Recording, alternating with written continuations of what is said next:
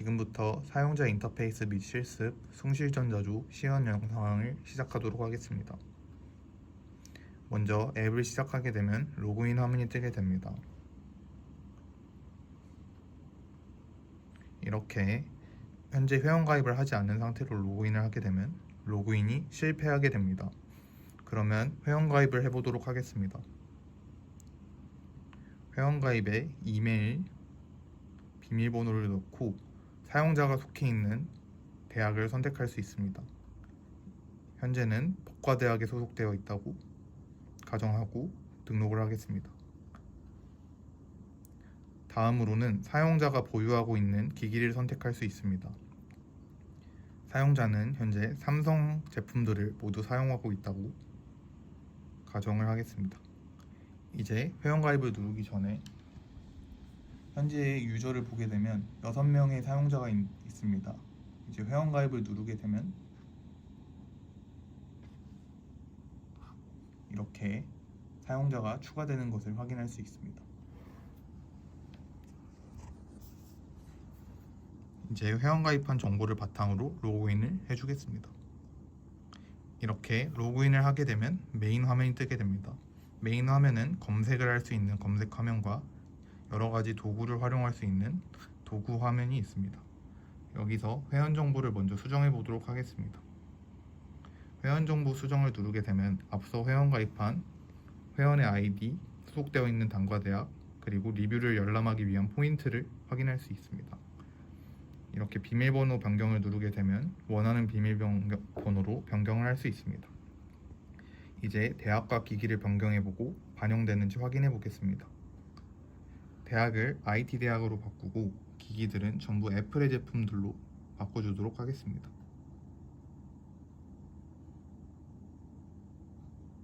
이렇게 저장을 하게 되고 다시 데이터베이스를 확인해 보면 모두 애플의 제품으로 바뀐 것을 확인할 수 있습니다. 다음으로는 이제 즐겨찾기 목록과 내가 남긴 리뷰를 보겠습니다. 현재는 즐겨찾기 한 제품이 없고 내가 남긴 리뷰 역시 없기 때문에 이렇게 없습니다 라고 뜹니다. 그러면 상품을 검색해 보도록 하겠습니다. 이것은 상품을 검색하기 위한 검색 창입니다.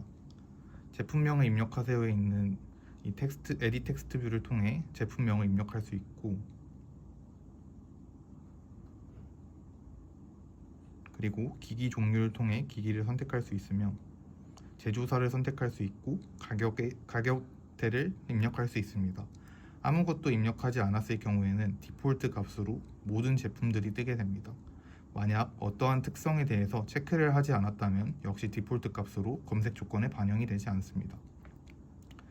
그러면은 이렇게 제품의 목록들이 뜨게 됩니다. 이제 이 체크 버튼을 확인해 보도록 할 텐데, 이 체크 버튼은 현재 나와 있는 제품들을 정렬할 수 있는 기능입니다. 가격이 높은 순으로 설정을 하고 확인을 누르게 되면 이렇게 가장 비싼 제품들부터 가장 싼 제품까지 나오게 되는 것을 확인할 수 있습니다. 그 다음으로는 이제 검색에 조건을 넣어서 검색해 보도록 하겠습니다. 제조사 애플을 고르고 그 다음으로 태블릿이 아닌 랩탑을 고르고 검색을 하게 되면은 이렇게 애플의 노트북들이 나열이 되게 됩니다. 또한 이제 제품명을 입력할 때는 제품의 문자열 중 일치하는 게 있는 경우 이렇게 애플을 했더니 애플이 들어가 있는 제품들이 나오게 되는 것을 확인할 수 있습니다. 네, 다음으로 각 상품을 페이지로 들어가 보도록 하겠습니다. 이렇게 페이지를 들어가게 되면은 이제 이런 상품에 대한 페이지가 나오게 되는데, 먼저 평점 작성 기능을 확인해 보도록 하겠습니다. 평점 작성 버튼을 누르게 되면은 이렇게 평점을 남길 수 있는 그런 화면이 뜨게 됩니다. 현재 평점은 4.0이었는데 평점 작성을 통해 이렇게 최하점을 주게 되면은 이렇게 평점이 2.8점으로 떨어진 것을 확인할 수 있습니다. 그리고 여기서 기본 정보를 누르게 된다면 이 제품에 대한 기본적인 정보들을 볼 수 있습니다. 그리고 여기서 쉽게 보기를 누르게 된다면은 이렇게 전자제품에서 어려운 용어들에 대한 설명을 확인할 수 있습니다.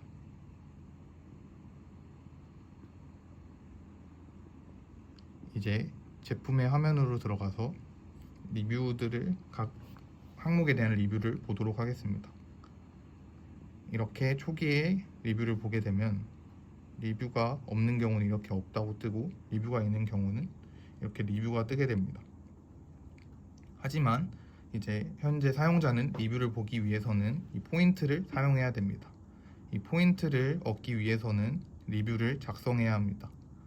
이 리뷰를 열람하기 위한 포인트를 얻기 위해 리뷰를 작성해 보도록 하겠습니다.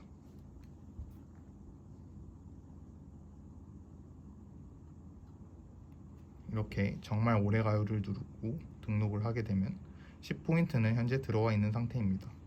아까 4개였던 리뷰가 5개로 늘어난 것을 확인할 수 있습니다.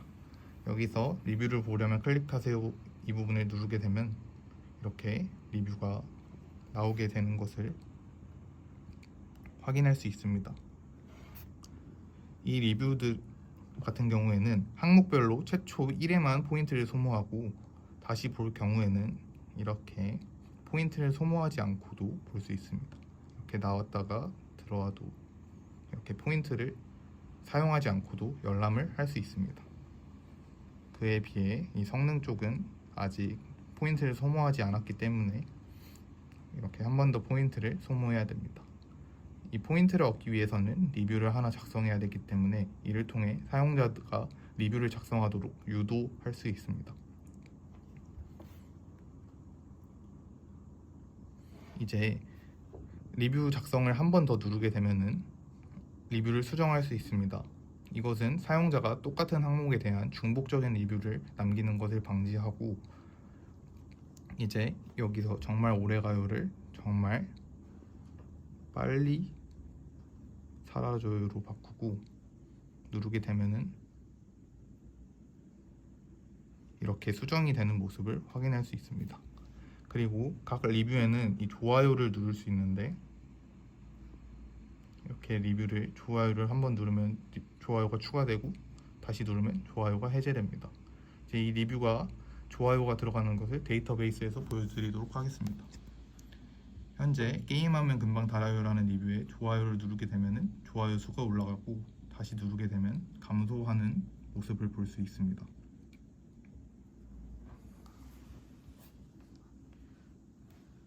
이제 다음으로 즐겨찾기 기능을 설명하도록 하겠습니다.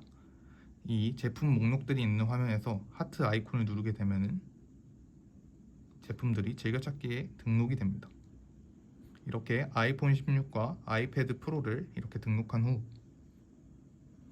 홈 화면에서 즐겨찾기 목록을 들어가게 되면 앞서 본 두 가지 제품들이 보이게 됩니다. 여기서 제품을 누르면 각 제품들로 들어갈 수 있고 이렇게 하트를 눌러서 즐겨찾기한 제품들을 삭제할 수 있습니다. 다음으로는 내가 남긴 리뷰에 가보도록 하겠습니다. 앞서서 리뷰를 남겼던 내용이 이렇게 있는 것을 확인할 수 있습니다. 제품 이름, 제품 내용, 그리고 제품에 대한 항목, 그리고 좋아요 수도 확인할 수 있습니다. 이 펜 버튼을 누르면 아까 이 리뷰를 수정할 수 있는 부분이 뜨게 됩니다. 그리고 이 쓰레기통 버튼을 누르면 리뷰가 삭제되게 됩니다. 그리고 이 용어 정리를 누르게 되면은 앞서 이제 각 부품들에 대해서 어려웠던 내용을 볼 수 있는 부분을 여기서도 확인할 수 있습니다. 이제 이 애플리케이션 같은 경우에는 로그인 정보가 저장되어 있기 때문에 앱이 종료되었다가 다시 들어가게 돼도 로그아웃을 하지 않는 이상 이 회원의 정보가 그대로 남아있기 때문에 이 번거로움이 줌을 볼 수 있습니다.